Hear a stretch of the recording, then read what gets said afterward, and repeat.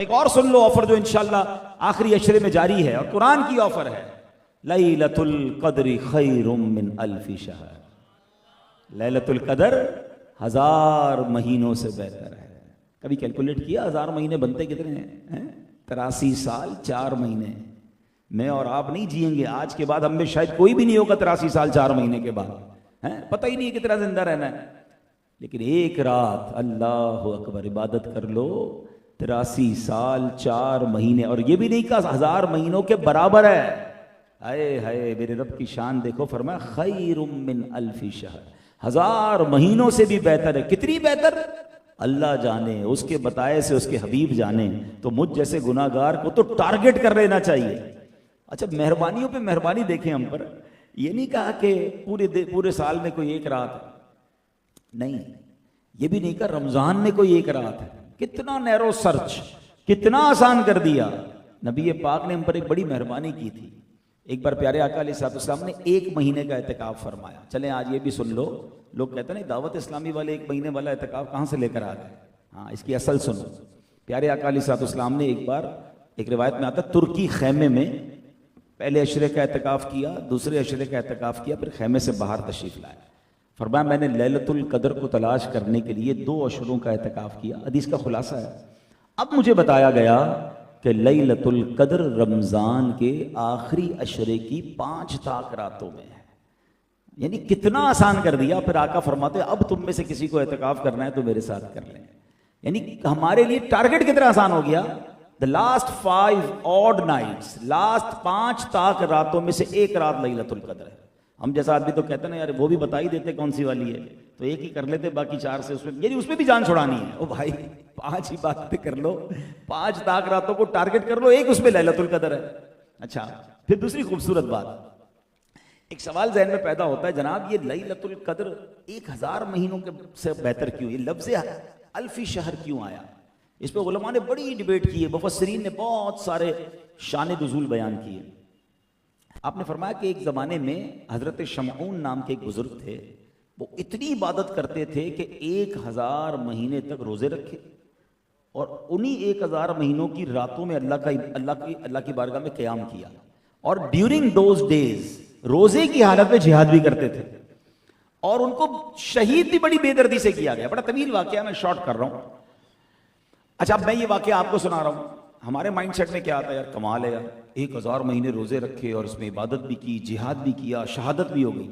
हमारा mind set तो ये बना ना, साहबा का दिमाग, साहबा का माइंड सेट कितना प्यारा था।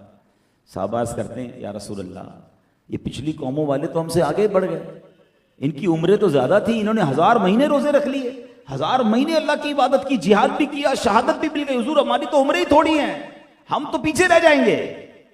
सुभान अल्लाह, सुभान अल्लाह।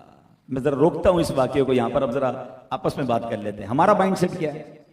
किसी की गाड़ी देख के परेशान, किसी का मोबाइल देख के परेशान, किसी का घर देख के ओ बाप रे बाप, हुसैनाबाद से डिफेंस पे चला कैसे गया, वो चला गया, हमारा दिल भी उधर चला गया। हम टेंशन, हमको नींद ही नहीं आ रही यार, हमारे साथ रहता था, इसने बड़ा घर कैसे ले लिया, इसने नई वाली गाड़ी निकाल ली, इसने नया मोबाइल खरीद लिया, अच्छा नई घड़ी ले ली, अभी अभी तो उम्रा करके आया था, फिर हज पे चला गया, अच्छा अमेरिका का वीजा इसका लग गया, अरे बाप रे बाप, उसका उधर का वीजा लग गया, हमारी नींद के बाहर का वीजा लग गया, हमारी नींद उड़ गई।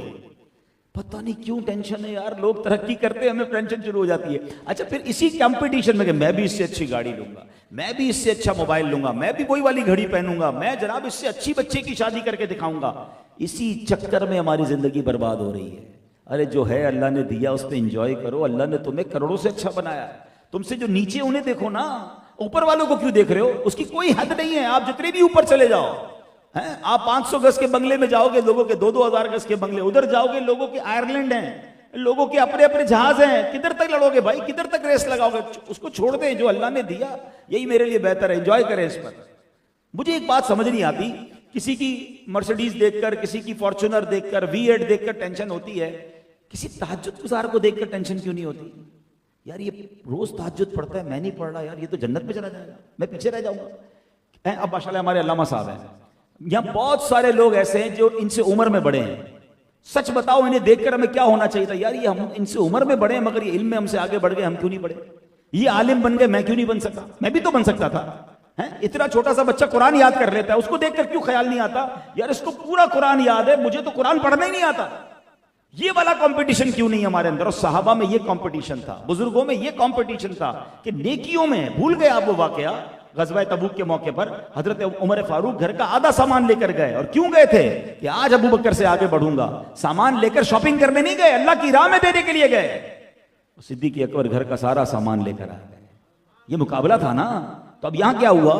साहबा ने कहा हुजूर ये तो पिछली कौम वाले आगे बढ़ गए, 1000 महीने रोजे, 1000 महीने इबादत।